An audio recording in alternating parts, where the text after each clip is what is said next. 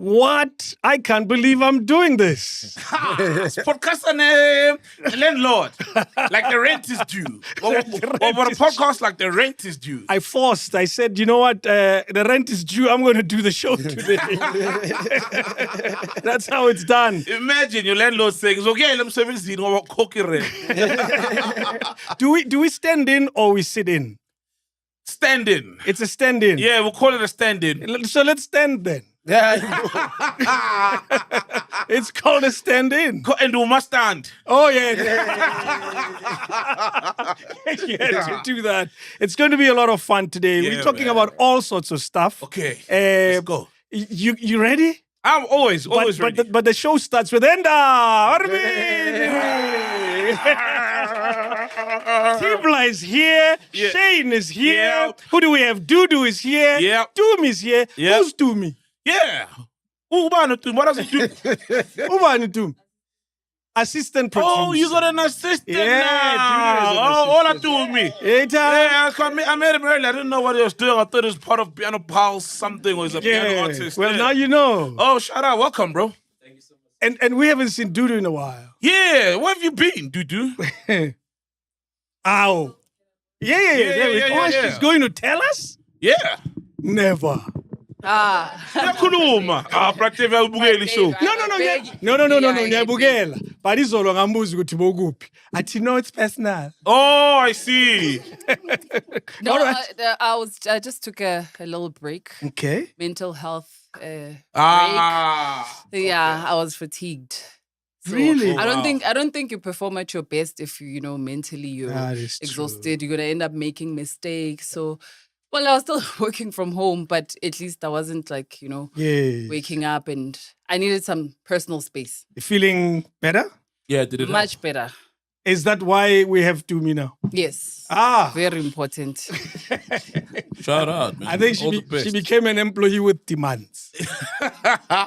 Close to a star. She produces a lot of the shows, so she deserves it. It's a lot of work. She needs a hand. It's a lot of work. Tabang is here. Noah is here.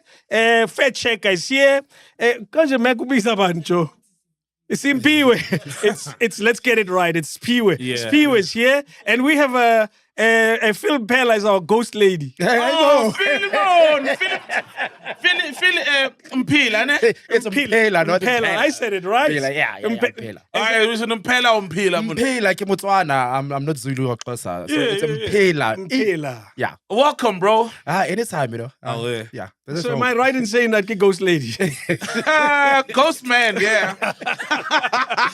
Which one do you prefer, bro? No, we'll go with that. Ghost lady. Yeah, let's go. Yeah. Oh, ghost lady. Oh, okay. Let's start here. Yeah. Can a child sue a doctor for being born if a doctor failed to inform the parents that their child will be born with severe disability? Can a child, when they're older and they've had a difficult life, whatever that disability was, and now they're older, they're 18, and they say, I want to sue the doctor for allowing my parents to birth me? Why not sue the parents? Because the parents didn't know. The parents didn't know. Mm-hmm. The parents, the doctor failed to inform them that your child may have a severe disability. Damn, that's... We'll come back to it. Yeah. We'll come back to it. Oh, we're aborting it? No. Well, it sounds like we're aborting it. We're not aborting it. We're not aborting it. We are freezing it. Oh, okay. And we're saying, we'll think about it later. Do you have a comment? Oh, wow, man. That's a tough one, eh? Yeah. I mean, why would... Okay, so I understand the point where the doctor should have disclosed. Mm-hmm. I get that, right? Mm-hmm. But then that, for me, opens a lot of avenues that are very, very dangerous. What if now my life in jail sucks right now and I'm like, I'm going to have to sue my parents because... Or sue my doctor. Yeah, because my life sucks. But the scenario is very simple. Think about it. The parents, the mother is pregnant. Yes. And keeps going to the doctor. The doctor sees that there's something wrong, but doesn't tell the parents. Yeah. And then the child is born with a severe disability of whatever kind. Yeah. And much, much later, they're saying the doctor should not let this happen. I am suing the doctor for not telling my parents. Rightfully so, because when we were going to the gynae, they did so the gynae, obviously you want to know, is that child's fine, etc. And he did say that the child is fine. And if the child wasn't fine, they'll let you know. Especially they check like Down syndrome and all things those like stages. That. Yeah, if where they measure the nose. Yes, and all that exactly. Stuff. Yes. And some people are not down with having a child like that, you know? And then some people will say, no, we get rid of it. Yes. But we were like, hey man, whether the child comes out, hey, because I don't know, man. It you know, conceiving, as much as we know the biology of it, it's still a magical thing. And however, though, as poetic as it is to say I'm gonna love my child no matter how they come out, no matter what. In reality, man, it's admin. You know, I've seen it's admin having a child with a disability. So people should be offered that luxury, opportunity, the option. Yes. Yeah, to say, nah. But we were like, hey, whatever happens. We hope the child is fine, but if the child is not, we'll accept the child as they are. But the doctor, man, shouldn't the doctor lose a license or something? Hey, the doctor should have told them. But now the child, 18 years later, the child is suing. I want to leave it to the chillers to comment on this. Don't worry about it. It is tricky. It is a legal mind fuck. It is. Look at me now. I'm sitting on the wrong chair. I said mind fuck. Oh shit, Brad Dave, who's too early? Who's too early, Shem? Who's too early, Uncle T? We're gonna start here. Edwin Sodi is ordered to repay profit from the failed 292 million rands project. It's that water project in Hammanskraal. Controversial businessman Edwin Sodi has been ordered to repay profits from the botched 292 million rands water treatment project, which contributed to a deadly cholera outbreak that has killed over 23 people and all of that. What is your take on it's a tender gone bad? It's a tender with bad results. Or is it a dodgy tender from the beginning?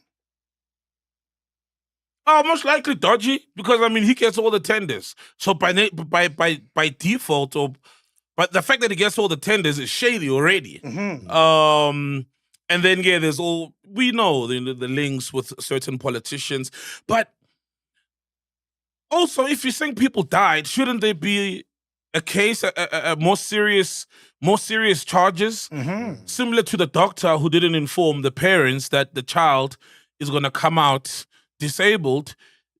Who's going to be held responsible for the deaths? Like if a doctor operates on me and then due to negligence, okay, I will sign indemnity forms. But sometimes due to negligence and they kill you, you can pursue criminally. Yes. All right. But so I think that as well. But with this, I feel like he'll never pay back the money because he's got the resources. He's gonna fight it in court. It's gonna go to court, and it's gonna be years down the line. There's still the process, and so I really feel like it's a move in the right direction.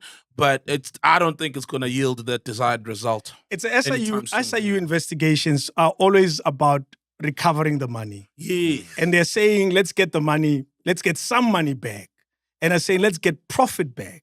From the project, he had only done 63% of the project, 292 million rands. You calculate the profit, give or take 20%, 30%, he probably made 53 million rands in profit.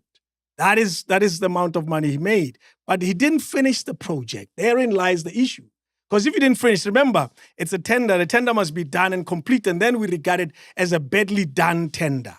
Then that's when we start calculating the profit. But if you were given 200 million rands, you didn't spend all of it on the actual project, and now they want profit back. In my opinion, they should be getting the whole money back because the work wasn't done properly. Why was he paid the entire money Don't ask before me. the project was even Don't done? ask Man. me. Like, how does it work? Don't ask me, Shane. Why was he paid the entire money?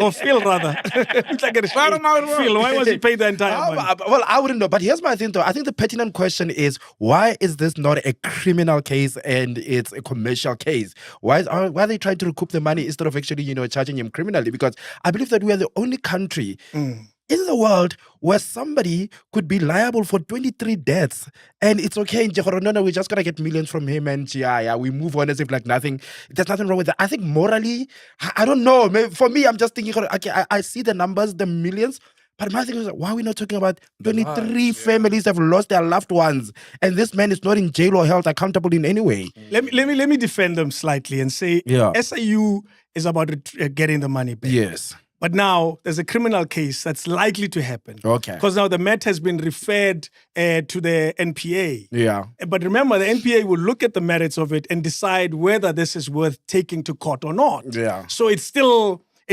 on the... And you know their reputation. Uh-oh. I didn't say that. No, but they're toothless, man. Yeah. They're bad reputation. They always mess up the cases. Yeah. A Motoso case. They always mess up the cases till there's a case on you. I always say like, they're useless till they're looking for you. Have they ever looked for you? Police? No. Never. No, not in that way. Nobody will ever tell. Not look for. I mean, we've all had a brush, with the law, but not look for me like we're looking for this guy. Yeah. Police have never come to my house or knocked Guam to say we're looking for this guy. Nah. I mean, of Do course. you see that smile on his face? Come on, bro, Dave. It's a smile of someone that says, I can't tell the story. Nah. It's the usual, It's the usual. What is the usual in your world? Oh, the usual. You can quote driving, she licensing, the usual. Man. Yeah, come on. Phil? Come on, bro, Dave. But don't you think that it's a bad image? Because here's the thing, right? So you have the SIU, right, that will go on social media or go out there and announce that they are doing these cases, right? Yes. And we are also excited that there's some accountability that's coming in, right? But they never go anywhere. You've got all these big celebrity names that are like, this one stole this much money, and then you kind of wonder, and then why is this person not being arrested and all of that? So my question then becomes, Jorge, is it hurting the image of these organizations, right? If there is no end goal that it's now accountability, like criminal charges. We know that you guys are aware of these crimes being committed because now you are telling us that you are investigating them and you want to recoup this much money. But now you know that these people are criminals, but you're not doing anything about it. Does that not have a negative impact on that? I think they're doing something about it. We just don't hear the entire story. Yeah. The way our media reports these things, the sensation is in the looking, finding, and then it's gone. And then it's no longer front page. It's third page, fourth page. It's no longer leading story. However, you're right in saying that not all the cases end up where they're supposed to end up. And we end up not hearing exactly what could have happened. Yeah, so many. They took Terry Petro's house eventually. Because remember, she was implicated. And we saw how that ended. How did it end, though? Yeah, they took the house. Oh, okay. Yeah. Tula Cindy, they paid the monies. Yeah. Oh. And Arthur has been on that trip. We don't know the Arthur story. Where did that end? Exactly. You see, that's the point that I was trying to make. That now, to the public, it looks like, but they're not doing anything. Look at, they keep on telling us these people are doing this, but hey, their lives continue just as everybody else. So what's the point? And we forget very quickly. Yeah, the news cycle, that's the thing, like it's always something happening. And like you said, sometimes the things are continuing behind the scenes. But I don't know why a lot of journalists don't go, hey, you remember this story? And bring it up, because we always forget there's always something happening. Here's something that's happening. You guys spoke about it last week. Yeah. Floyd Shivambu. Legend. There's an update. Last week it didn't have a name, this thing that he's doing. The consultation. Exactly. Process, yeah. Hey, you know English. Well, it's called Maibuye. Yeah. It's clearly borrowing from the old tradition of freedom fighting and all of that. Africa. In this room, can we say together, we'll be accused of supporting him? See, that's the problem. It's always that. If you're wearing blue, you're accused of supporting the DA. Yeah, true. If you're wearing yellow, who's yellow? your Sundowns. Come on. Get your things right. And well done, by the way. You guys Sundowns. made us proud. I was supporting them, actually, for the first time. Really? Ever. Yeah. I stayed up. And it wasn't a difficult decision inside of your soul? No. If it's Pirates, yeah. No, because I'm a Chiefs fan. But Sundowns, it was the right thing to do. It's on a world stage. I really wanted them to do well, not just for South Africa, but for Africa as a whole, to show that we can hold our own. And they actually did. I think Thierry Henry was impressed. He was like, yeah, the rest of the teams looked like they were out of their depth, but Sundowns looked like they actually belong there. And it's a pity, you guys... We actually belonged in the top 16. We did. It was the way Sundowns played, they certainly belonged to go through, even if they get knocked out in the top 16. But at least to go through, it's unfortunate it didn't happen. Man, 220 million. I knew it. It'll go to man. No, it's a lot. We don't have money problems in that family. No, we true, don't even but talk about it. It's like, that's how much did crazy you make money, again? It is a lot of money. And I find it fascinating that they got 140 million just to participate, yet for winning the CAF Champions League, they get 70 million, somewhere there. Look, the tournaments are not funded the same. Clearly, this one, the funding is tried to encourage one extra participation, the teams to look forward to being a part of it, and all and all and all and all. And which is why, because remember, there are some teams that are thinking, what in the world is this thing? But now, once you see it happen, you realize how great it actually is. Yeah. For me, it's a fascinating tournament. I've been sleeping after 2 a.m. for the last 2 weeks because I've been watching a lot of other games as well. And I think it's been extremely exciting. I know Phil is a rugby person. This doesn't matter. Phil. Yeah. Yeah, I hate soccer. You know, That's a strong word. I dislike it. You know, when I was growing up, right? So I'm the one who had aspirations to be in the, spotlight and the entertainment industry, right? And my cousin, we are the same age, ended up being a soccer player. Okay. And now all of a sudden, everybody, cousins and relatives, whatever, are loading over on him. His name matters. And I'm like, but I'm the smart one. I'm the one who's supposed to be. You related to him? Yeah. The killer. Keelan? Yes. Killer, wow. Yeah. So you want to talk about this kid? Let's talk about Floyd. No, wait a minute. Did you hear? Yeah, trauma, man. That's like deep trauma, He's saying, when I was a child. You know when the story starts with when I was a child? We have to stop and address it. Why? Are you fine? No, I'm fine. No, man. I love him to bits. I'm fine. I'm older now. Look, I've done well for myself. I've done very well for myself. So you wouldn't be fine if you hadn't done well. Yeah, possibly. It's that kind of thing. It's like having a brother who's more successful than you, in the family, and the family gives that brother more attention because he's a doctor, and when you are a teacher. And instead, you're the one who needs the attention because he's exactly. fine. You know what I mean? Yeah. So, but I'm good. Don't worry. How is he now, though? He's doing okay. I don't see much of him. Actually, I don't go to Northwest as much. So I've got family in Ukasi. Like majority of our family is Ukasi Brits. Mm-hmm. And then Komuruleng, obviously, it's where the grandparents are from and all of that. So I hardly ever leave Joburg and so I hardly ever see family.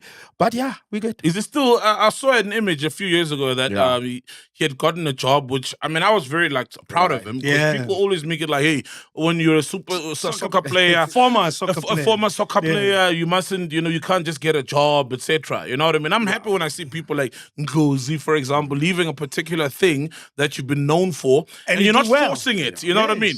The jobs go, then you're like, no, my boo, so is it still in that field though? I don't know. I can't say because I haven't seen him in a while. Like I'm telling you, I haven't seen him in a while. Oh, damn. That's the thing. Because I told you. This situation is your cousin, bro. I told you. This situation is not sorted. Yeah, no. No, it's not that. There are certain families where we just not close and speak to each other. I'm not in any family group. I'm not. But that's just a me thing. You know what I mean? Okay. The other thing that you need to understand is that once you get to a level where people assume and perceive your life in a certain way, there's certain things, families where you become the ATM. You know what I mean? You become all of that. So everybody's asking you for money because they see you on TV and they assume that you're making a lot of money. When you say I don't have it, it becomes a personal thing. People start acting funny, a lot of that, right? So sometimes we just want to avoid that. And also, from a very young age, I just chose to just do things on my own and not bother anybody. So now I don't want to be bothered. I'll relieve you of the burden of this trauma. Don't you worry. Yeah. What's going on with Floyd? Is it a case of just a guy creating another job opportunity for himself? Or is it a case of a country really needs this? No. Or maybe he's doing the consultation? Or is it a case of a bitter politician that is angry at pretty much everybody, EFF, MK, even the ANC really, because he said, I'm not joining them. What do you think is going on in his head? I think it's the last one as well as the first one. It's a guy, like all these other guys with these small parties, man. You know, they all just want to secure a seat in parliament and then get the benefits and draw a salary as well. Because he's highly educated. He could be anyway. He could be anything. He could be lecturing. He could be in academia. Maybe start a business or get a job. Yeah. We have so many parties.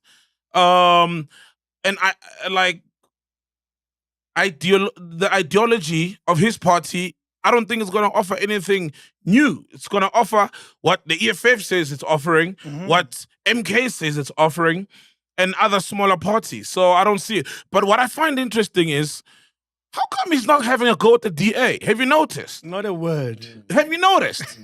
He's not having a word saying ANC is directionless, the other one is a cult, the other one is a family-run business, and not a word about the DA. I find that fascinating. I'll tell you, though, in his defense for a second, and I'll try to do this often, he hasn't been a member of the DA. So these are ex-girlfriends. He's talking about ex-girlfriends. He's not talking about some girl that lives over there that everybody likes or some people don't like. He's talking about his own ex-girlfriends. He's saying, they did this to me, he did this to me, he did this to me. And he hasn't probably gotten a chance to Fair speak enough. about it. Yes.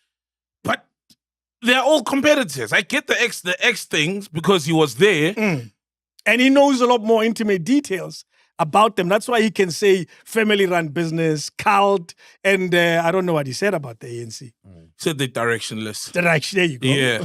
I feel like he's trying to appeal to the same guys who are funding the DA. Oh. He knows who they are. I have no idea who they are. Oh, come on. It's business. It's big business. Yes. I mean, big business funds the DA. It's your Johan Rupert's, etc. You know, and apparently Mighty Jamie, I subscribe to his channel a lot, The Dissection. He said that, in fact, in that book, the Stellenbosch Mafia book, there's a chapter where Rupert talks about Floyd. Really? Yeah. In a positive light. Yeah, and it was Floyd who had said that Rupert should go to and have the public should know him at a personal level, and he must, because he's always been almost like an enigma, a guy, you know, yes.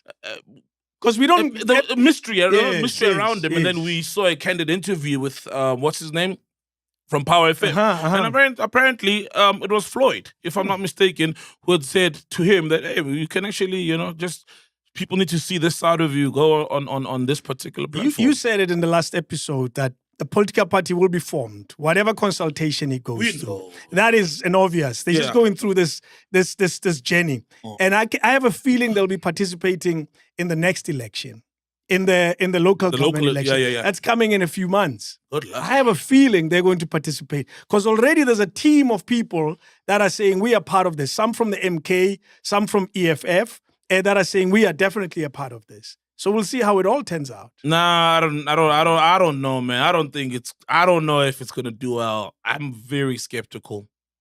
South Africans will tell us. The question I want to ask though is there witchcraft in South African politics? Of course. Because that's what he said. That's what somebody said. Yeah. That Dudu Zile's head was taken and is there? We know there's taken to Malawi apparently. We can for a second we can take a detour and talk about witchcraft in soccer because I know that you know about. Yes, we'll see it. Where? Which team?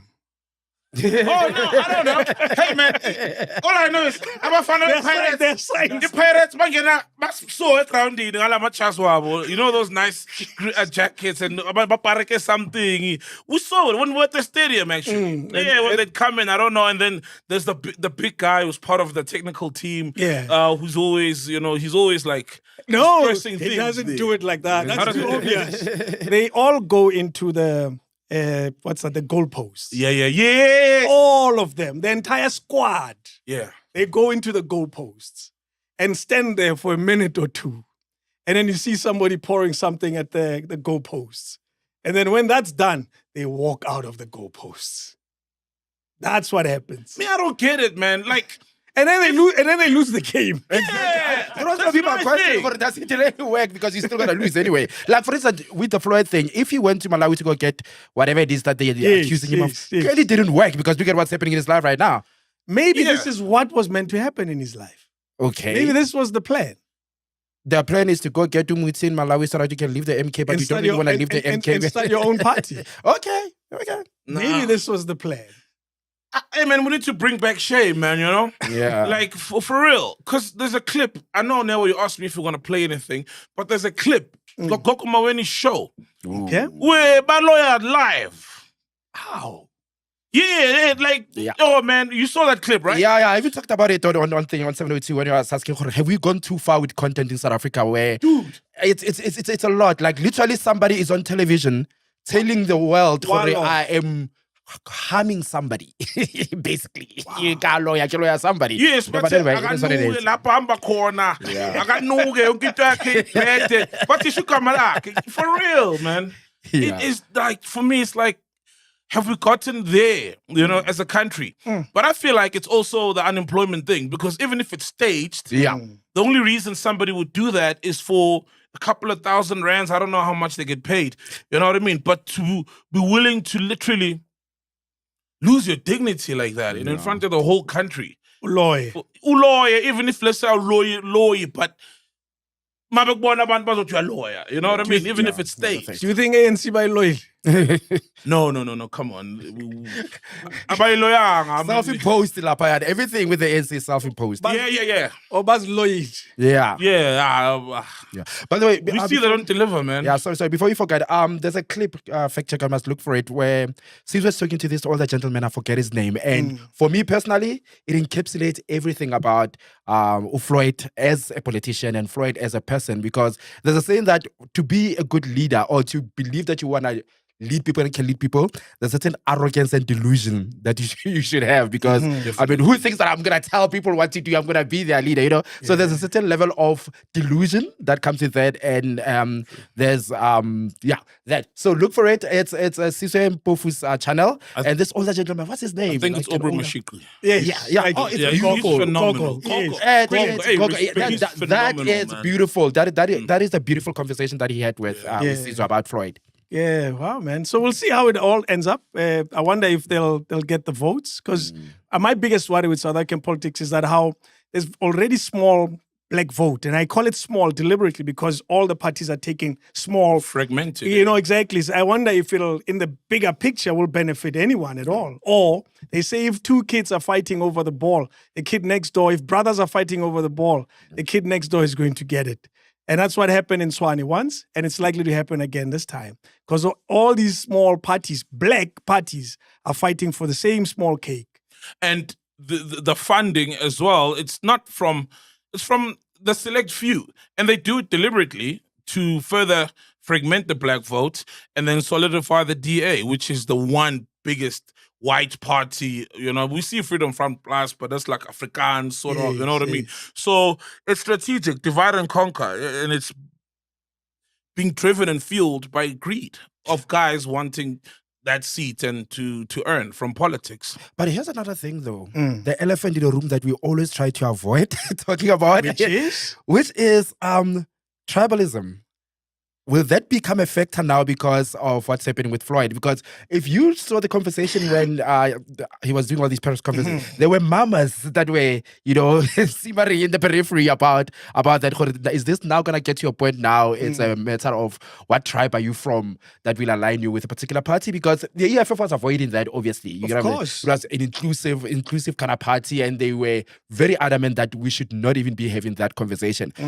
But I think now we're getting to a point where it becomes unavoidable. What's your take? I don't know. I don't think so. Because, and I saw someone pointing out that Floyd has, and I don't know how true this is, but I haven't seen a lot of interviews, for example, where he speaks Tonga. And he for me, he hasn't been that, he's not a Papa Pain. He hasn't been I'm carrying the Tonga nation on my back. You know what I mean? My mic is been off. That guy. It's Simpiwe. It's killing my mic. Are you on now? We're good now. Yeah, for me, he's not a tribalist kind of guy. Not at all. So I don't see the party being that. He's not like Jacob Zuma, and I'm not saying, I'm not accusing Jacob Zuma of tribalism, but we all know he's a Zulu man. Yes. A lot of people don't even know that Floyd is Tonga, for example. Yeah. So he doesn't lead with that. So I don't see it shaping the identity of the party. I don't see it shaping the identity of their efforts. However, it's always been a small, tiny virus in the South African politics.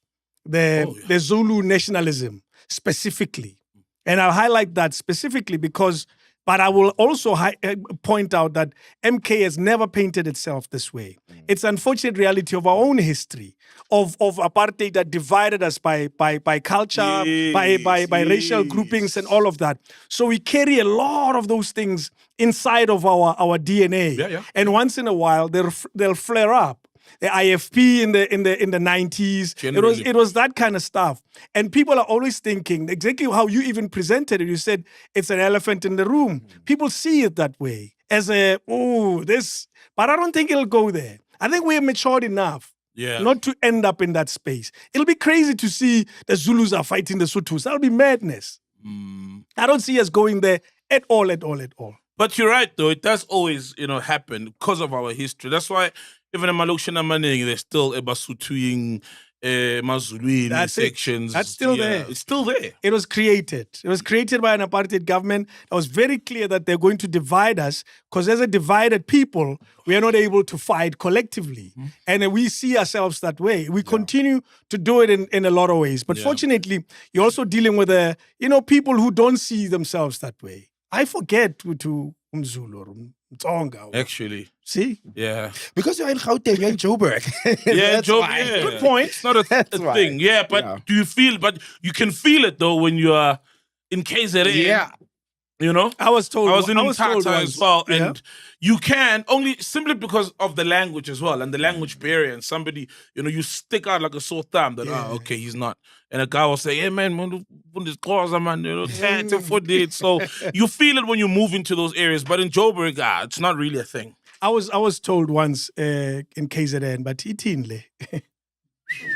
Yeah. For real. Oh yeah, I was told. But it changed my life. It got me to learn Zulu. It's Zulu, yeah. Hey, manje ngitshela kahle ukuthi nayi ingulube yanginone. I tell you now.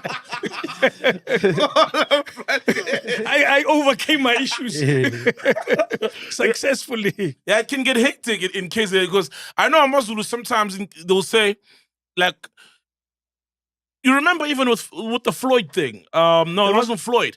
There was a Shangan moment. Yeah, there was in the past 2 weeks or so. Yes. And the guy, it wasn't coming from a bad place. That's just how they're like Ishangan. Because the people were speaking in the crowd, like there were murmurs while the person is trying to address them. And obviously she's speaking in English, and then the guy had to explain that, please, ngicela nimuphe ithuba chance ukuthi akhulume phela ishangane leli ubuya eLimpopo ishangane. And to them that's how they genuinely speak, not in a derogatory sense. Not at all. And also the Shangan reference is not derogatory at all. There are those who take offense, but they identify as the Tsonga people. What's up with that, man? It's not complicated. Yeah, please explain it. So Shangan. Okay. So Shangan, part of the Zulu lineage, yes, got a mandate to try to go and conquer in Mozambique. Okay. And he achieved some achievements, and those achievements created a people with the name Amashangan. Amashangan. These are the people who speak what we hear as a Tsonga language, but they identify as Amashangan. You get that? I get it. Okay. It's basically it's a subgroup of the Tsonga people that identify with Soshangan. Oh, so it's not all Tsonga people. That's why some Tsonga people 100%. Because you're trying to Shangan. Even Kelvin Momo, you have heard Nibulabola Shangan. I am Shangan. I've heard a clip of proudly, them. And then you'll get some, they want to be a Shangan. So you can call all of them Tsonga people. But you can't call all of them Amashangan. Amashangan is merely a subgroup. There are those who identify. So to always be safe, rather you call them Tsonga. No one is going to say Tsonga. Because you don't know. So it's always safe to say Amashangan. Then you're safe. Rather Amatsonga. Yes. Because you don't know when you meet someone whether they identify themselves as Tsonga, who's a subgroup of Shangan. You get that? I get it. It is a little... So I get it. Oh, Yeah. Yeah. It's always just confused me, man. Yeah, but it's not complicated if you think about it. But because we don't, No. We haven't spent time to try to understand it, and that's why we're caught up in it. And yet there are those who take it personal when you call them Shanghai. Big time. They get upset. Big time. Yes. But it has also become like an insult, a Jews, like, because you'd say, someone will see in a church, Shanghai, you know what I mean? Because the name also carried with it migration. Yeah. It carried with it, he's from far away. It carried with it, Yeah, it carried all of that. Because Mozambique, Shanghai, Carlos, Shanghai, what? Shanghai, because there was a guy literally from Mozambique, and people say Shanghai. I'm like, but this guy's Portuguese, man. He's from Mozambique. You see. You know? And you find that, if you speak to him, you find that he knows Shanghai. Yeah. That would be possible. So you see, so it always carried with it the negativity. True. And that negativity is what makes other people fight so hard to say, I am not that. But it comes from pure misunderstanding. Nothing else. Jeez, man, this is serious. We're learning. I'm enjoying it, actually. This has become serious. I'm enjoying it, man. This has become serious. Yeah. It's still podcasting chill. No, it's different, man. You know, like, it's different. And I'm enjoying it. Yes. Yeah. There's a P. Diddy thing. Yeah, man. I you know what I have here? It's actually outdated because the case now, they've gone through their deliberation and all of that, right? Now they're just waiting for the jury to come with a verdict, right? So essentially the case is done until there's a verdict, right? But we are supposed to talk about the fact that with the case, there are some charges within the, charge them where some of them have been taken out, right? Without getting into too many details, it's just this, it's simple as this, right? The general consensus is the prosecutor overcharged this man. And I think from the beginning, everybody who knows anything about law and all was saying the same thing. They overcharged him. And this could put the case in jeopardy. And I think in the last hour, in the last minute, they realized now, no, this is too much. So they left the more serious ones, which is racketeering, and sex trafficking and all of that. So right now he's gonna be only charged on that, and the verdict would be just on that. Will he win it? I've been following the case. I think the defense put on a good fight. Because remember, really, I don't think so. Yeah, I think they did. Okay. I think they did, because remember, all they need to prove, right, is that everybody who was having sex with P. Diddy did it consensually. Yes. And in all the witnesses that they had, especially with Casey and Jane Doe and these other ladies that, went on stand, there was an element of, yes, I went there willingly. There are text messages where some of them wanted to be there with him, even though, later on he would want more. Like, some of them would want to be with one guy, and then he would want to watch them with three guys. Kind of thing. See that small detail? Yes. That small detail. Yeah, because there's consent, but it doesn't mean that the person that has consented, anything can be done with them. Exactly. Simply because they've consented. But think about it this way. Don't think about it in South African context in terms of our law, right? Remember, you only have to convince one person within a jury of 12 people that there's reasonable doubt in whatever it is that you're charging this person with. Got you. So that's why I say I feel like you might get away with it. Did a good job of sowing some seeds of doubt, because you look at the issue of greed as well. Like with the Casey case, for instance, and the Jane Doe case, there are elements in there where they were able to kind of like show these women to come across as if like they were only with Diddy because of money. Of course, of course. One of the ladies, Diddy's literally, as this lady sitting on the stand testifying against him, that lady's house in that moment is being paid for by Diddy. Wow. The lawyer that represents that lady is paid for by Diddy. Oh, no. You know what I'm saying? So when things like that come up, you can imagine somebody sitting there going, and also, let's just be honest, guys, whether it's 2025 or whatever, there's still a level of misogyny that still permeates our culture. So it's very difficult for a woman to be able to say that I did not want to do this, but I wanted that Prada bag because I deserved it. You wasted my time. I still say, for me, what really... Man, there's women who are married to oaks they don't even love because of that Prada bag and the lifestyle. But I still say, what really is core for me in this case is the power dynamics. Is the boss, the relationship that Diddy had with some of these people. He was their mentor. he, for them to end, they needed to bow down to him. Yeah. It's almost like the case that we have with the exactly, it's exactly that. Mbeneng and Mango. There the you go. Mango, yeah. Yes, nobody forgets the mango. That's why you said it. So mango. That one. Yeah, because it's a power dynamic issue here. Because that man, all those things, those texts and the sex and the show the pussy and the memes, nothing is wrong with that. But in this case, it's horribly wrong because it's somebody who can't pretty much say who no. Feels like they can't say no to you. They can't say no. Because it's in the same office, But if it was a lady that he'd met at Woolies, but okay, he's cheating on his wife, messed up, but there's no crime here. Yeah.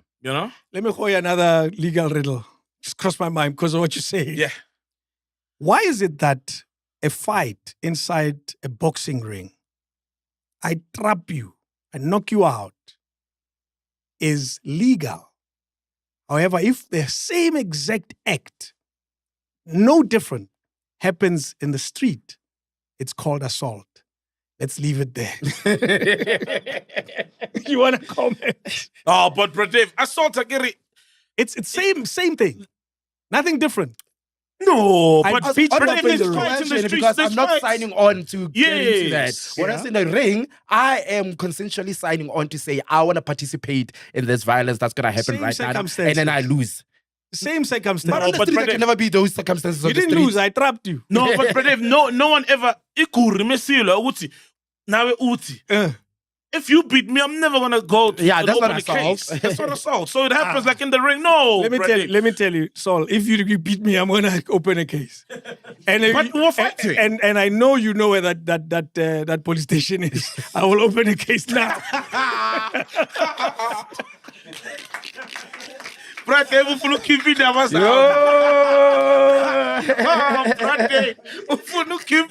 zami. So bad. No, I thought. But let me say this. Yeah. You are 100% correct. Yes.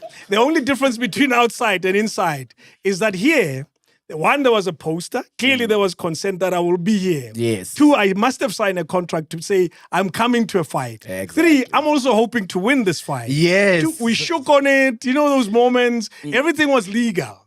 Estratin. And also, four, there's a matchup. Yeah. Right? Yes. You don't weight difference. Yeah, and weight all of that. difference. Both of us, are same weight. Yes. And both of us are wearing gloves. Yeah. They standardized. They're the same. It's not like me and Spew. Now you could, even if he's fighting me and I move him and he's small. Imagine if that's assault. Do you know Mawashi Geri? Mawashi Geri. Do you know Mawashi Geri? No. It's a spinning kick. I've seen him do it. You can try him. Look at you. Look at him saying, "I'm trap." No, but it would be a mismatch also. It would be cowardice of me to even fight Spiwe on any other day. He's my boy, but it would be cowardice to fight anyone like that small when you're this big. Unless they start. Then it's a different case. So basically you claim what trap? No. I can when I'm put in the position, but I'm not a violent person. But obviously, sometimes, like I said, somebody can start with you and you'll have to do the manly thing, the human thing, which is respond. I must tell you, in the video that Yolis, what is that Yolis video? Yeah, Yolis. You come across as the nicest, sweetest guy who's just drunk. Yeah, That's it. You wanted to say something? Yeah, quickly. So I don't know if you guys remember this, if you're following the case. At some point, Kanye West showed up at the trial, but didn't stay for long. He stayed for 1 minute. And everybody was asking, why is this man here? There were days when, the family would be there because it's an important day and the testimony that's going to be there. It's really important, where you would have expected that if you are supporting, you'd be there on those days. Yes. Now, there's a theory out there that Kanye was supposed to be in the court, but the prosecution and the defense felt his presence would actually intimidate the witnesses, right? But another theory is this, there is a very credible possibility that if Diddy loses here, the feds are coming after Kanye. Because in the very same trial, there is a rapper that is unnamed that keeps on coming up. And people believe that rapper is Kanye. Now, with that, let's wrap this, Jay, by just clumping them all together. Now you have a situation right now where you have Tyler Perry now is being sued for sexual misconduct, right? Diddy's son is actually been sued for sexual misconduct. So I heard somebody saying that, the Me Too movement was great for the culture, was great for, empowering women and all that. But there is also an overcorrection of how far it went that is now, becoming a problem because now everybody's getting it. So what do you guys think about that? Yo, Kanye, a rapper, an unnamed rapper. Yeah, man, Kanye's got a porn addiction. So, yeah. Okay. How do you know that? What do you mean, man? Kanye once posted porn on Twitter. Really? Yeah, what do you mean? Kanye posted porn on his Twitter. So you can't, you're basically saying you can't put it past him. No, I can't put it past him. Yeah. But then again, also, for me, similar with Diddy. It's as much as, morally people can say it's wrong, etc. But legally, is it a crime? I mean, his woman walks around naked half the time when he's fully clothed, and clearly he gets a kick from that. But where's the crime? Even with the Diddy case, the threesomes and all of that, the question is that a crime? It's a lifestyle. Is it a crime? That's what some are saying. He's a freak. Yeah. Yes. Is it a crime? So we wait and see. Yeah, but I wouldn't. The heroes are falling, bro. The Tyler Perry one just shocked me, but I'm didn't. But let me say this: you must never be shocked. Humans are very weird creatures, especially behind closed doors. Yeah, humans are. But I always wonder though. I can understand that Saul, you have money. It's okay. I said Saul is here. I called all of them. Yeah. Imagine 1 out of every 7 is a freak. Yeah. We are amongst freaks. And there's nothing wrong as long as you're not breaking laws. Let me say it right. We are surrounded by freaks. We are freaks. But there's nothing wrong. As long as no one is being harmed who doesn't want to be harmed behind those closed doors. That's it. Absolutely. But here's what I don't understand, guys. Maybe it's a straight man thing. Here's what I don't understand. You have money. You have status. You surely can have sex and go pay somebody who is in that lifestyle, who is comfortable in that lifestyle to do those things for you. Why do you have to coerce somebody? Why does it have to get to that point? Because clearly with money you have access to everything. You can go hire the biggest domatrix or whatever. Why? Yeah, but what you're not understanding about the psychology of that is that it is doing the sex in a rather unusual way that has nothing to do with money. You see, money, you're likely to buy all of those things. Yes. But I want to do it to a specific person. I want to put it inside someone's ear, but not anybody, only that person. Fuck what they heard. You see? When you put it in the ear, that's exactly what you're saying. Yeah. You see what I mean? Yeah, You want to take, and sometimes, because maybe there's no fun in doing this thing to this person, but you know that they do it for a living. You know what I mean? Putting it in their ear, but you know that other people have also done it. Yes. And so it's like, what's the point? But if it's like breaking a person and introducing to them and seeing and which is, I know, probably like creepy and gross, but the shock of this can happen to you. Yeah. Not like a professional that they do this, with a smile. And you find that because psychology of it surely is multi-layered, but you find that it's in doing it to a person who, one, doesn't expect it, two, doesn't know that I do this. The thrill is in getting someone who's never done this. Yeah. And I want to see how they will react in this moment. And it's fast. And then you keep adding more things. It moves from the ear to the nose. Because their whole entire experience, I'm hoping for a pun here, man. I gave you a nose. Yes. I gave you a nose. You didn't see it. So it could be any of those elements that go with it. But why hasn't it happened in South Africa that we have somebody, a big name, a very problem? Because we know it's happening in South Africa. Everybody is about it. Why is it that in South Africa we haven't gotten to that point yet? Because the people whom it's happening to haven't been brave enough to say it. Mm-hmm. But what quantify that? What is bravery? Bravery is in what? Coming out in public to say it, or actually going to lay a charge? Lay a charge. Wait, I don't get it. Wait. What are you talking about now? Same scenario Rich men in South Africa. Yeah. But why would the woman lay charge if they're getting paid and they're agreeing to it? No. We just said that being a freak is not a crime. No. He's talking about a Diddy trial Oh, okay. in South Africa. In the South African context. Where it's Saul and some girl. Yeah. Sorry, man. Let me use somebody else's name. It's okay. It's an example, man. You know? Yes. I'm okay. I'm saying it definitely happens. Yeah. Everybody. Humans are humans, man. Exactly. From America to It just hasn't made it that far. Look at how long it took the Diddy trial to even come to where it is. Yeah. It was unbelievable for the longest time. Yeah. It was rumored for a good year, 2 years, 3 years. And yet eventually it happened and it's in court. But the point is, events like those happen all the time. We are surrounded by freaks. Yeah. And it's not a crime, though. As long as everybody is a willing participant. Is happy to be. And they're happy. No, people are saying, some of them, okay, I'm not talking about those people so that they don't say that we are, shaming people. No. But there are certain people who will consent at the time, but for whatever reason, whether it's marital remuneration or whatever interest they have, will turn around and say, no, but I didn't. I was not. Like, for instance, okay, let's just keep it to the Americans because they can't sue us. Kanye with his current wife right now who's going around naked, right? You see, we are seeing it in our face that, okay, she's doing, but she can come in 10 years after they break up and say, I was forced. Willing to do that and I was forced. And we are supposed to listen to her and believe her because what people present and what's happening that we don't see, carries value. You know what? A case like this happens all around us. We just don't see them. There's crime happening next door to where you live, and you're not aware of it. Oh yeah, apparently.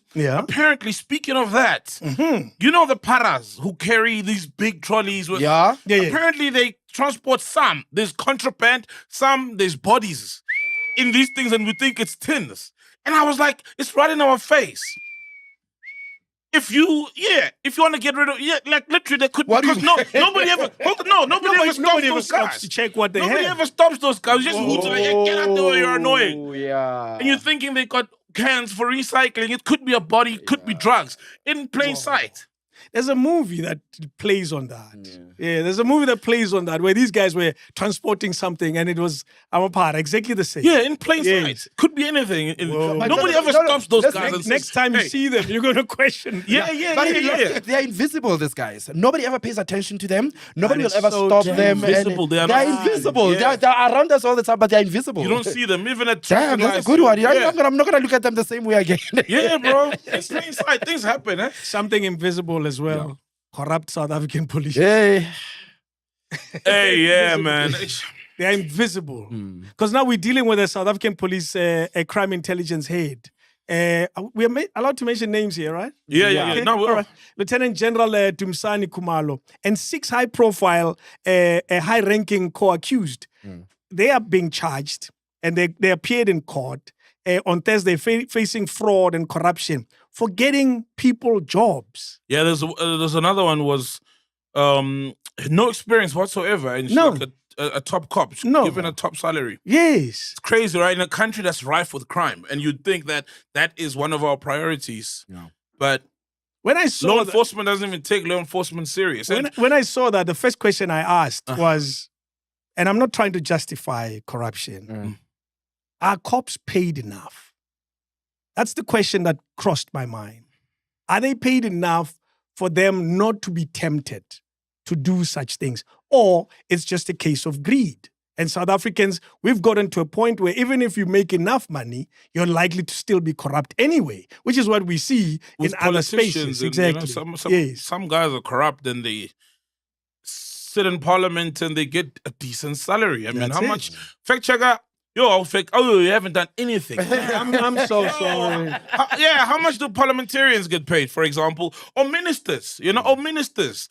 They get paid fat salaries and some still do wrong things. So even if maybe, look, I think some may not be paid enough, right? But if you increase their salaries. There are those who probably do it out of necessity, and then there are those who are corrupt just out of pure greed. And you may find, remember Cheki Silebi?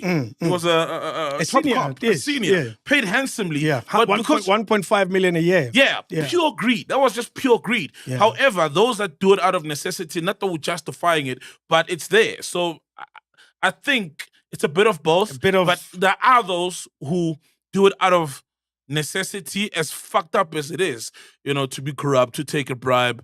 But I think they're not paid enough, to answer you. I don't know what you're looking at, FHK, but I'm interested in the number of cops that are either going through to trial or that are arrested.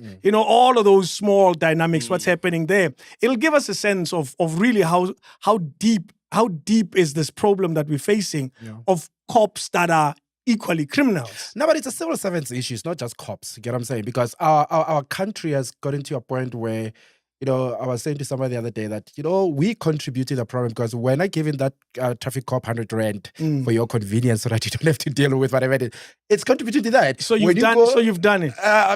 Yes. When was the last time? This morning.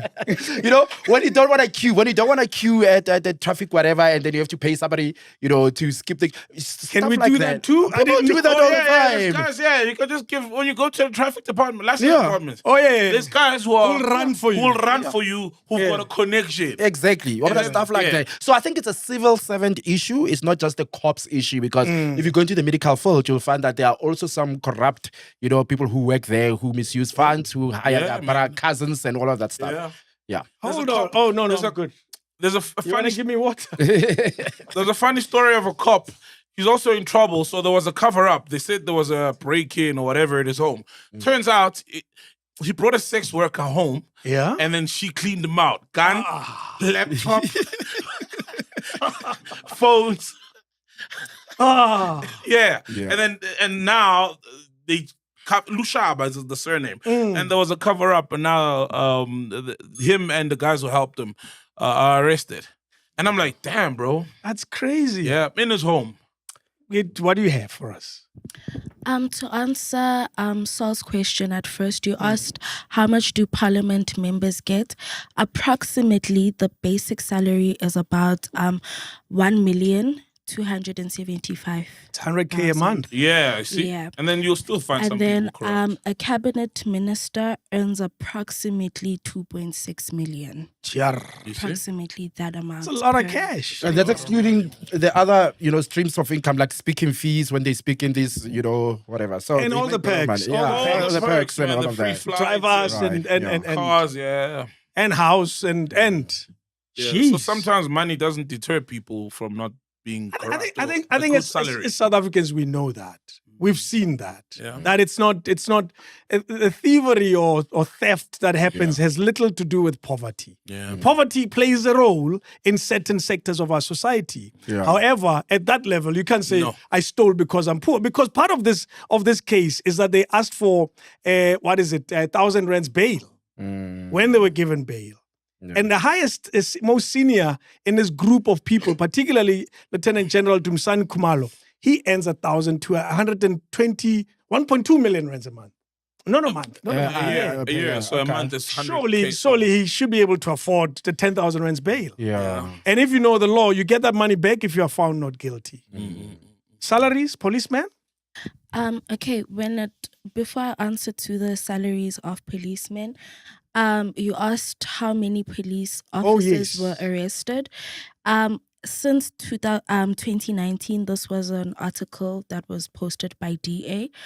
Approximately 4,000 police officers have been arrested for 4,000? Yes. That's a big number.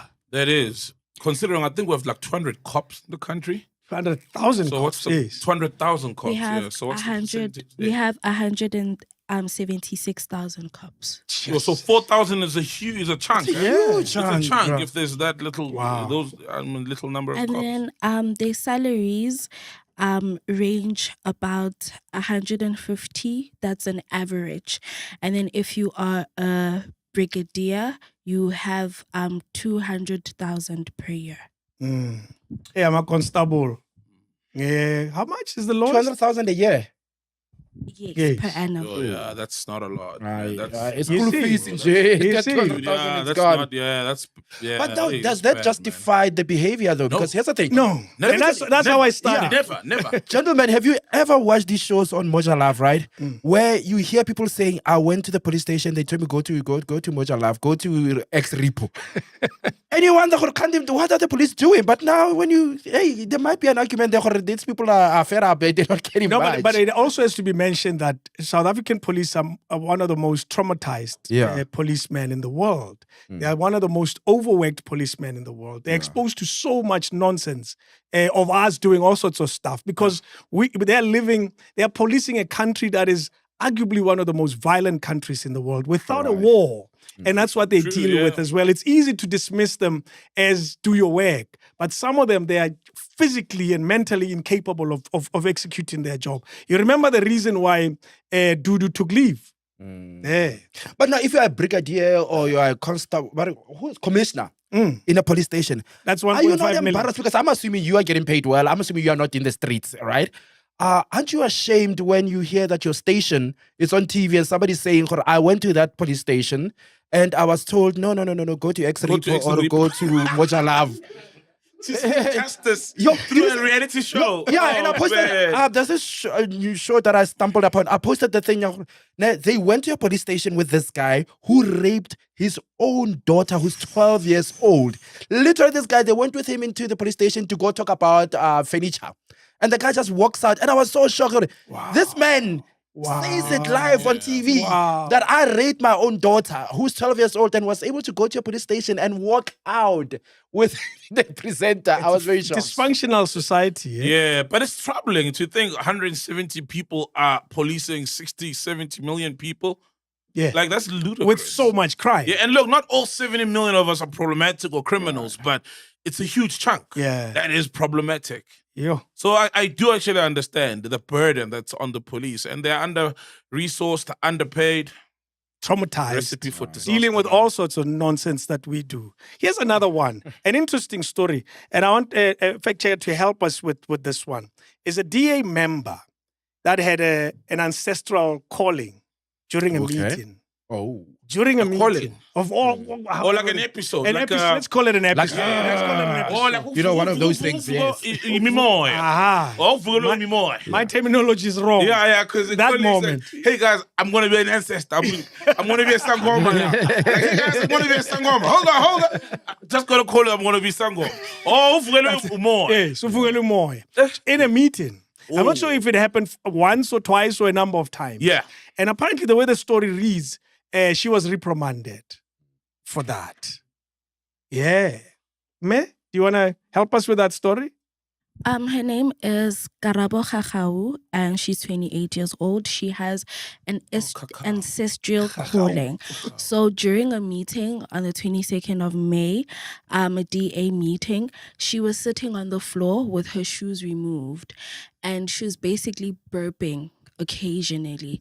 So apparently the chief whip of the party called her after that and basically was telling her that her conduct is unacceptable. You see that? No, but for real. That is true. That's because they don't understand. If you're in an African party with Africans, we would get it. Now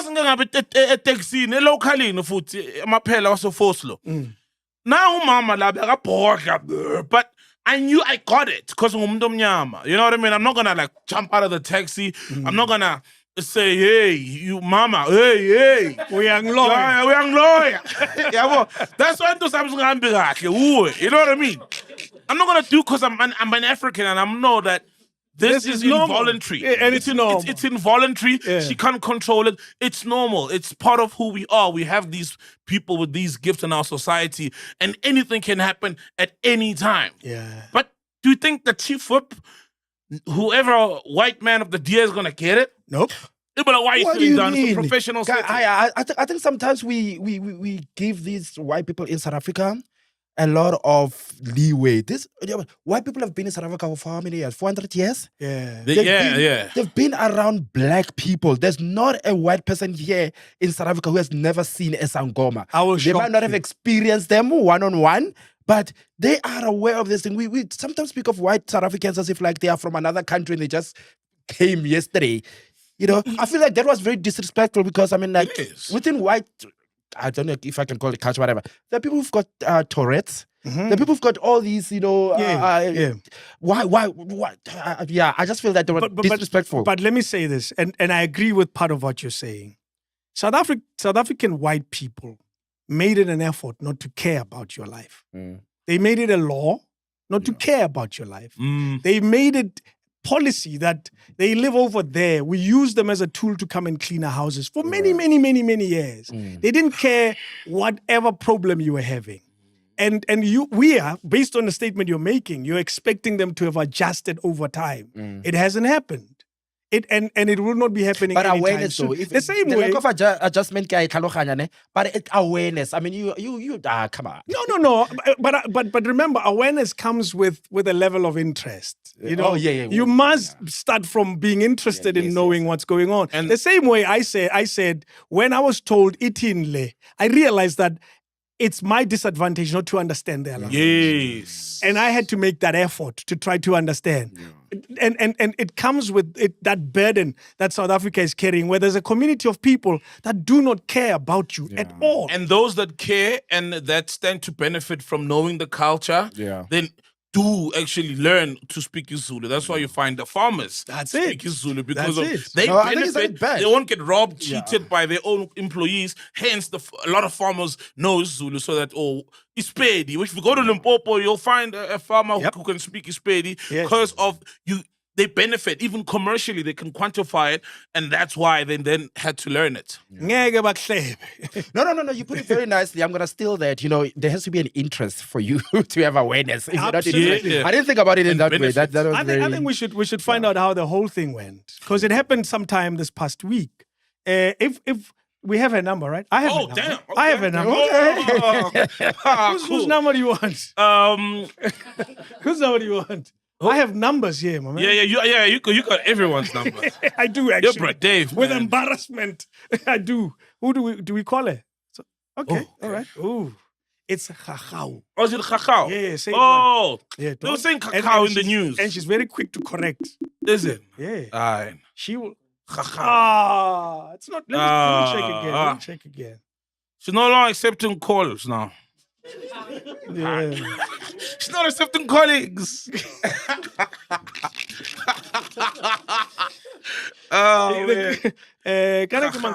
Yeah, and it is a Saturday after all, guys. So true. Nothing.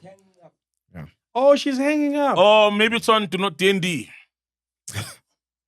Do not disturb, because Do Not Disturb can do that ring and then says. Let me see if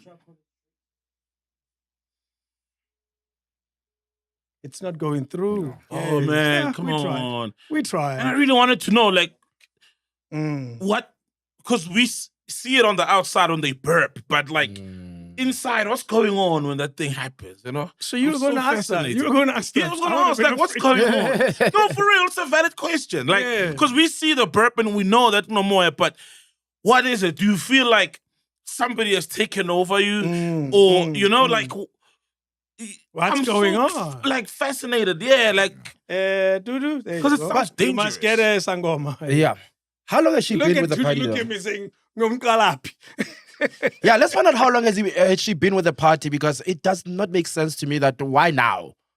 Yeah. You know, no. No, I think it's been going on, and it's probably just coming out now. Okay. And also, she's been in the news quite a bit in the last 2-3 weeks or so, Oh. because of the Department of which department again she is a shadow minister of education, I think. Oh. Yeah, she's a shadow minister of higher education. And so she's been in the papers quite a bit in the last few weeks. And probably that's why a story like that would spike up and make the newspaper. And also, to answer Phil, maybe she never got in a meeting before. Yeah. It happens That's maybe at a also a braai, other possibility. places, but Yes. not in the work setting. So probably was the first time where it happens in a parliamentary meeting as opposed to maybe sometimes it's in an office by itself. So I think maybe that's why. Yeah. Phil, you have a story that has to do with indaba zabantu manje, social media bullying. yeah. So anybody who's on social media these days, especially this past week, have seen this, and they know actor Hungani Ndlovu and his wife have decided to part ways. They're getting a divorce. But we're gonna look at it in a different way, because we're gonna look at her coming out. Because let me put it this way, right? So they got a divorce. The story became public, and then people started having comments about their conduct, because they have this sort of like reality show YouTube channel going on. So they were putting their lives out there, so they would be on camera. So there are certain moments that people have taken and said, look at how she responds. Look at how she looks at him. But in a way, it's in both ways, kind of thing, right? So she had she came back and she talked about the fact that she does not appreciate the bullying, because the marriage is dissolving amicably. There's no that. So it goes to the issue of for me personally, I don't know about you guys, for me personally, when people put their lives on the internet, there's a certain expectation that they will be judged. It's like people who go on reality shows. Right? Yeah. For instance, I mean, I'm very perplexed by these ladies who go on The Housewives, and then they're surprised that the show made them look bad. That's what the show is about. Yes. So do you guys believe there should be some, how do I put this? People should be cautious of the fact that their words, are harmful and will hurt people, even though these people have decided to voluntarily put their business out there. Yeah, I agree. I will say divorce is bad. Divorce is tough. It's a horrible time. They're going through arguably one of their worst periods in their lives. And to carry this extra burden of social media bullying, it's an extra thing that they shouldn't be dealing with. However, I will equally say there's some people who look at this as entertainment. There are people who look at your life as entertainment. Yeah. Well, you made it entertainment. You made it entertainment. If you're going to have a reality show, you're making your life entertainment. That's it. Exactly. You put it out there. Yeah. You're selling your reality. And how much you put out there is entirely your choice. Yeah. And if much later on people come back and poke at the very life that you gave them, you can't fault them. Yeah. You decided to make it. You decided. It's very clear. And you got paid handsomely for that. To do it as well. So I agree with the fact that bullying can be a hard experience to have. Yeah. But you started it, and that's the unfortunate thing about it. You opened the door. You did. You said, come see. Yeah. But so, as somebody who's in the public eye like that, I think you're the biggest celebrity in the room. I don't think you're in the public eye like that. No, I mean in terms of celebrity status. But not reality. Yeah. No, not reality. You see? Yeah. But they want to do a reality show with me. They want to. I got an offer. There's a conversation that's happening. Aye. There's a conversation that's happening. There's a conversation that is happening. What is the name? There is a conversation that is happening. We are pending. There's a conversation. My thing is, man, show me one person who's ever complained about bullying on social media and somebody said, oh, I'll stop bullying you then. You don't like me. Exactly. It's futile. Yeah. For me, it's futile, man. And also, like you said, you got paid handsomely, right? And you must take the good with the bad. That's it. If you take the 1 million, 2 million rands for the reality TV show or for season 3, guess what? There's gonna be people when something happens in your life. Yeah. One day, if something ever happens in my life, after we people are gonna come on this show and dissect all the. Let's say one day I'm charged for something horrific. They'll say, "Yeah, besides, see here he says he likes this. Here he says he likes this. Oh, you see, there's Kokoma as Koteni saying he follows someone like this on social media. Do you get me? Yeah. People will naturally do that, and that's what we have given the people. So it's unfortunate, but you gotta take the good with the bad. You gotta take that check with people dissecting your life. When things happen in your life, they go back and say, the red flags were always there. But there's also another thing that's happening right now, right? There's this saying called the Streisand effect. The Streisand effect. Yeah. Right? We're getting a call. We're getting a call back. We're getting a call back. Oh, We're getting a call back. Yo, it goes for Willow. It goes like it.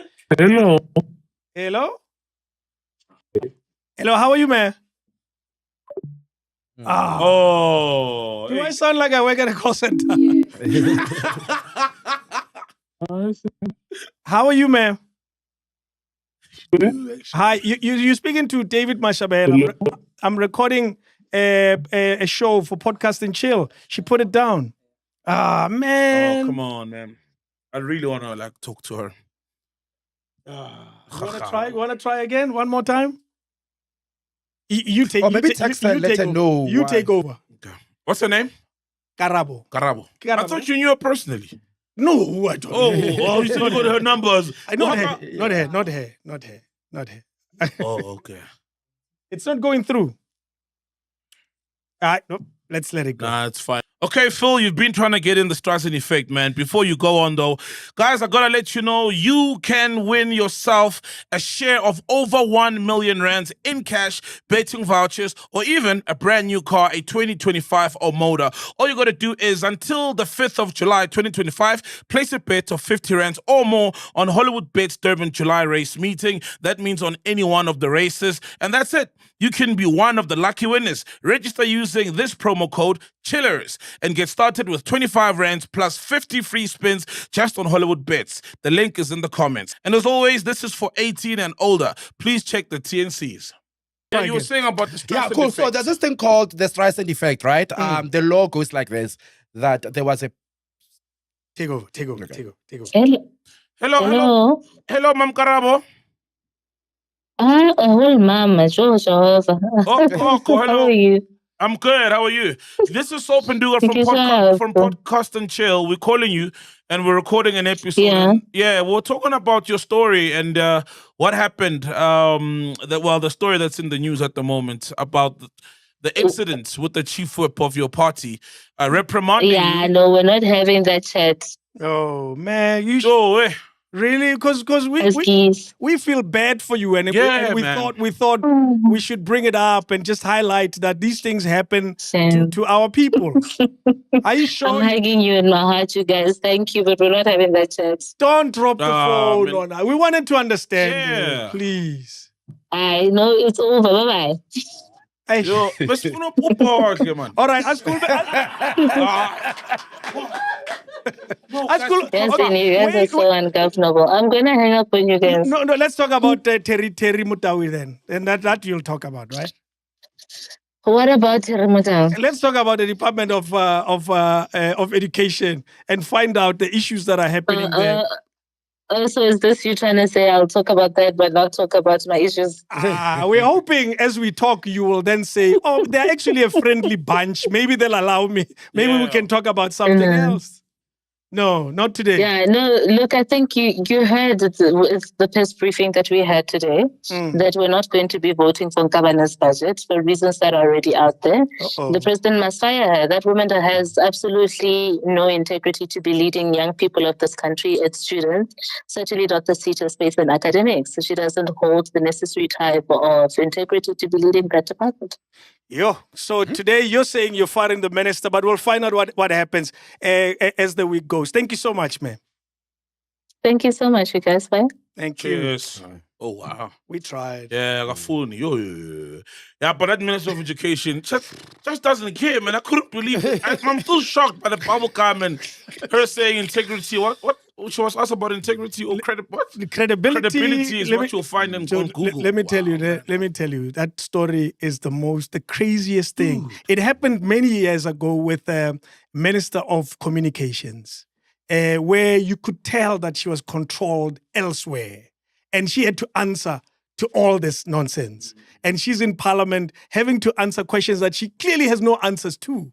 And then the Minister of Higher Education is facing exactly the same thing. And our DA is saying, we don't want her anymore. I don't want to turn this into a serious conversation. So let's carry on. Streisand effect, So there's this thing called the Streisand effect, right? Yeah. So the logo is like this. There was a story out about Barbara Streisand, the musician, the much-loved Barbara Streisand, and she has power. So when this story came out, she wanted to suppress the story. But in her trying to suppress the story, it made the story bigger because she is Streisand. You get what I'm saying? So that's why the Streisand effect. The reason why I'm bringing it up is this thing, Yahore. Oh, Stephanie, if you had just let this go, because you know how it is, social media is very evanescent. Within a week, we move on to a new story. That's it, yeah. So now, Dude. her coming back with this whole, you guys are bullying me and whatever. Now people are going back, bring up the videos of her Bullying. kind of bullying the husband and all of that, right? So I'm just on some like, from now on, if she watches this or she's listening, this is a private matter, obviously, because you guys feel like you need to deal with this, personally, without having to deal with the public.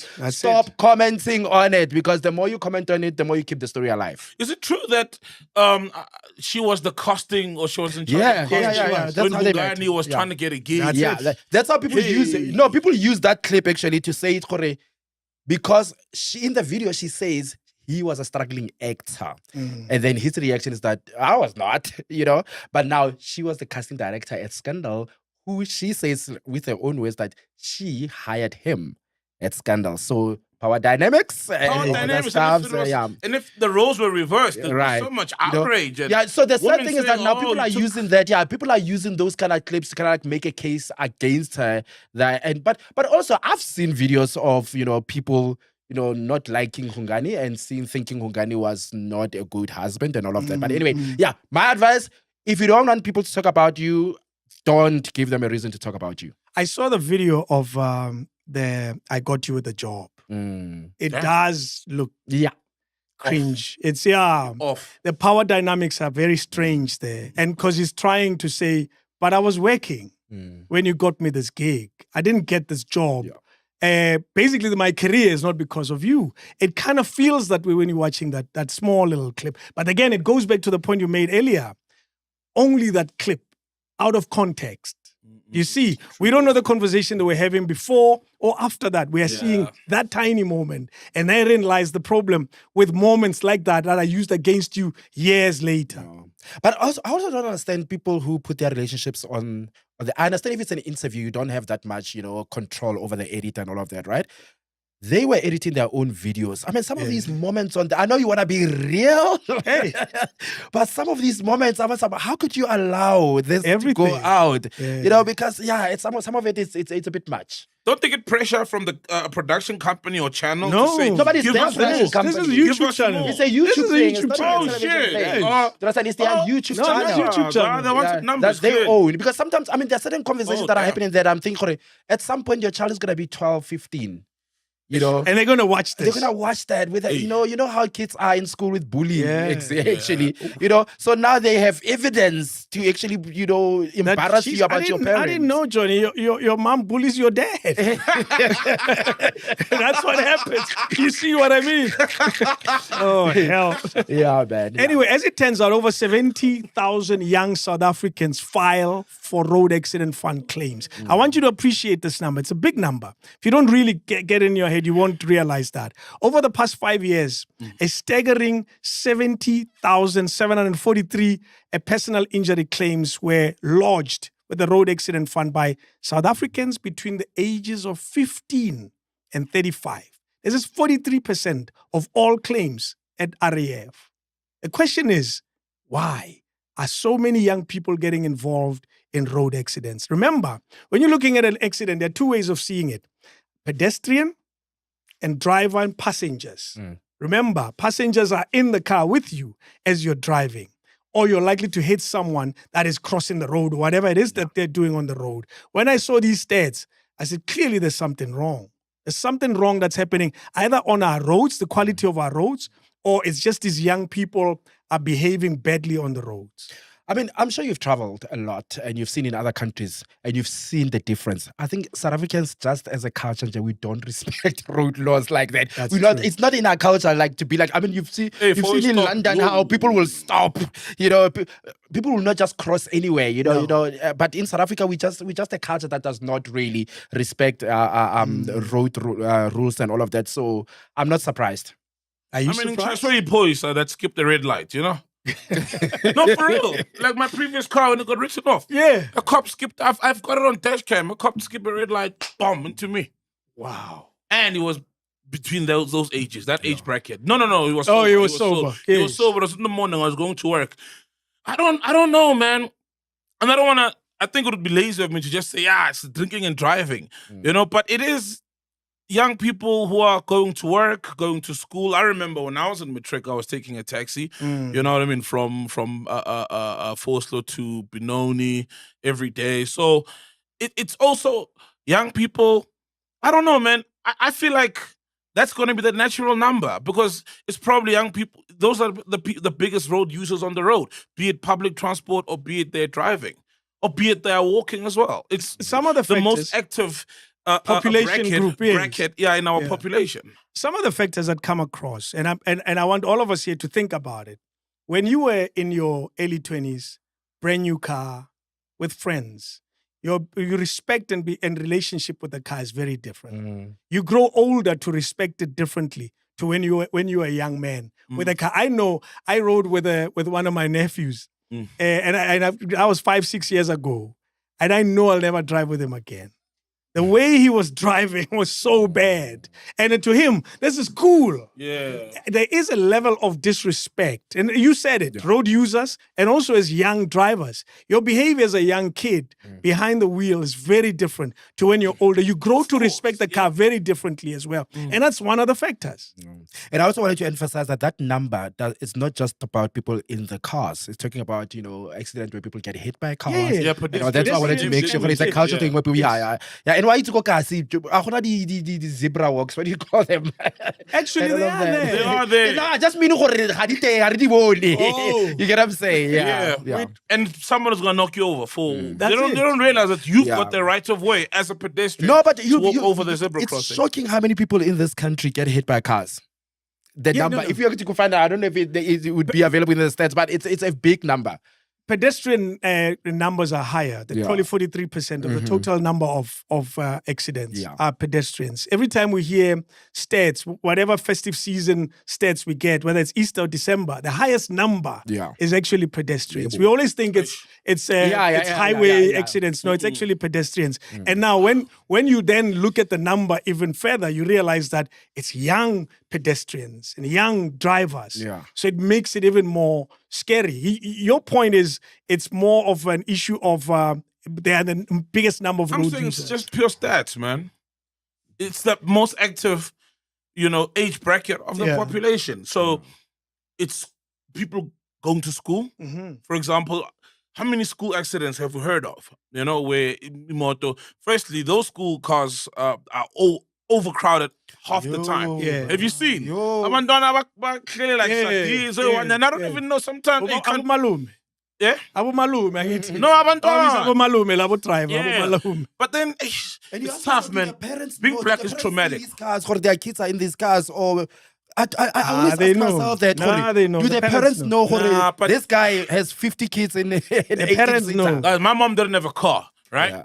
Toluti, there's like 2 transports that will go to Forslow, 2 Alberton, 2 Brackendowns to Glenview Primary School.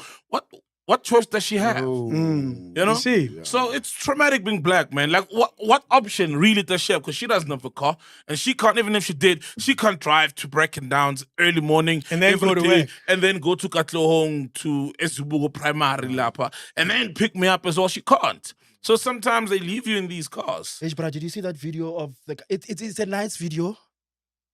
Initially, when you watch it, it's a nice video. This guy sees this kid walking alone in the street, and then he stops and offers him some. Let me go buy you whatever. It's a beautiful video of somebody doing something nice and getting the kid shoes. Yeah. But within that conversation is the fact why is this kid walking alone like this? And why is just a random stranger able to stop? And yes, he's going to go do something nice for the kid, but why is a stranger able to do that? And then you think about stuff like that maybe the mother doesn't have a choice. Maybe there's no other person who can actually walk with this kid to school. There's no other person who can go and pick the child up and all of that. Hey, it's sad, bro. That one is scary. And I'll tell you where it unsettles me. These kids at intersections with a donation little I thing. don't give. That thing completely unsettles me. No! I'm so sorry. I wasn't even done talking. Yeah, go ahead. I don't give. Don't give me. No. I'm very generous. Yes. But I'm always so conflicted when I give a kid a strategy who's begging for money or asking for donations. Yeah.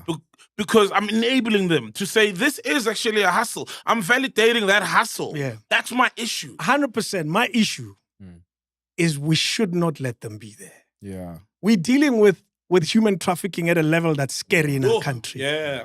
If you take one of these kids from Fage Motweni and drive off, that's it. Oh, God. And they are there all the time asking for donations. It scares me every time I see it. Though, do you guys know, I mean, I heard this, I don't know how true it is. Maybe our chillers can actually, tell us on that. Apparently, some of these mamas with kids, Makonini and whatever, traffic stops and whatever, apparently there's the syndicates that actually hire women who hire out children from other women. It's like some of them is not even their own child. No, that's a whole thing. So that 50 rand is not even going to that mama with the 2 kids there. That 50 rand is going somewhere. We knew that. Yes. We all know that. We all know that, dog. All those are rented kids. No, because that generosity comes in when you see that baby. I get it. So now you can also offer your kid if you're broke.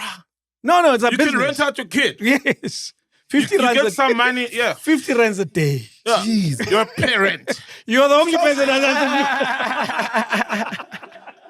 So it's a whole economy, Jay. Whole economy. Literally. On that, man. They get the kids, drop them off, not even their kids. Yeah. I don't, and even those ones. Yeah. And the reason is because some of us are giving them money, because when I said we're giving them money, and what we're doing is fueling that fucked up industry. Yeah.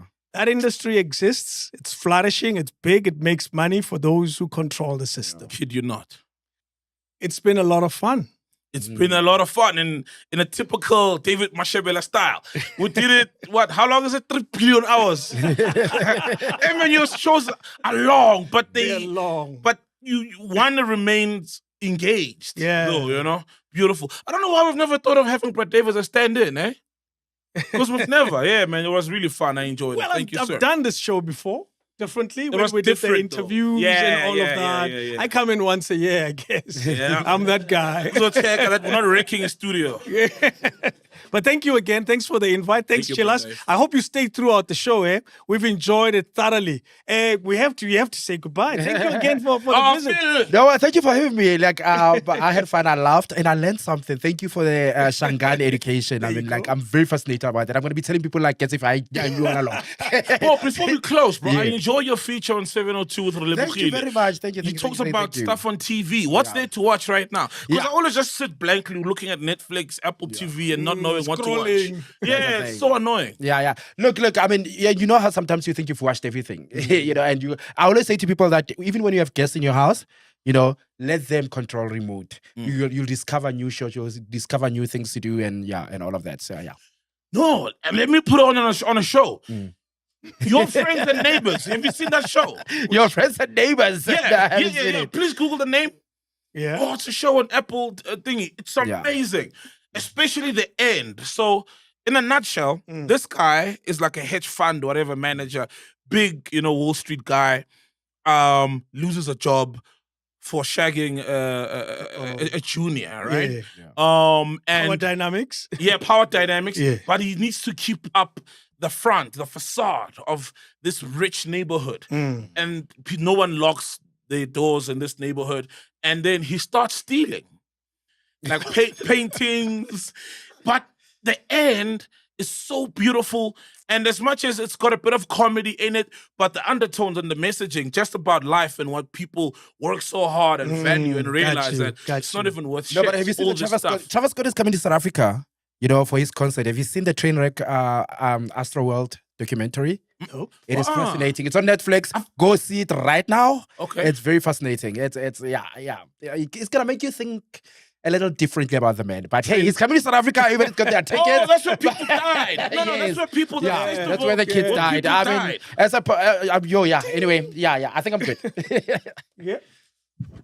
He covered basically everything about Your Friends and Neighbors. It's on Apple TV and it's on Beautiful its show, second man. season now. The end, though. Oh, man, it makes you think, Your colleague at 702 has a show also about divorced. divorced women. It's one of those shows that for me, shows like that give me like vicarious embarrassment, like secondhand embarrassment kind of thing. Yeah, so it's people who are famous and have had public divorces. But I think the biggest story from that is the fact that Melis Gigaba is trying to interdict. fight it off. Yeah, to fight out Absolutely, interdict. yes. Multi-choice to stop. He's Yeah. got a porn addiction. Yeah. No. That's what the wife said. That's what right. she wanted to say. Yes. And then I was like, yeah, bro. You got, But, then you got listen. gigs, apparently. You got gigs and cucumbers.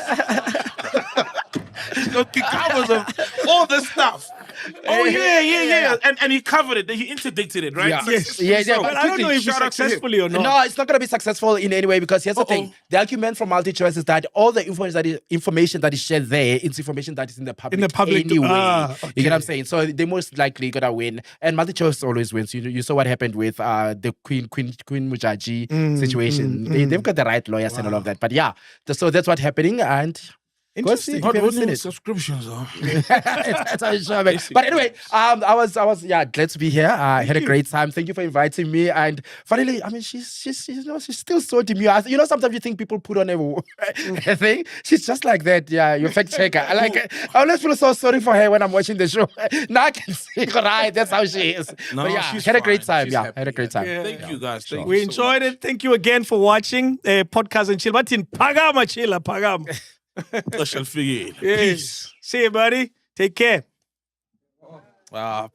If you've made it this far, we really appreciate you guys. Make sure you support by subscribing, liking, sharing, and don't forget to comment. Cash up.